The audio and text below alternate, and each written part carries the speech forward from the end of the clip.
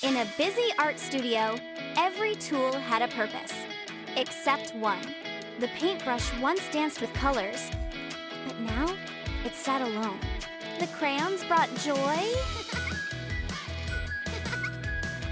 The markers made things bold and bright. But the paintbrush was always left behind. Day after day, it wondered if it would ever be useful again. Until one day, everything changed.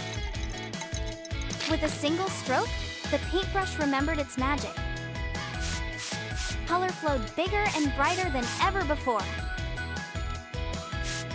The paintbrush felt proud and alive. At last, it belonged again.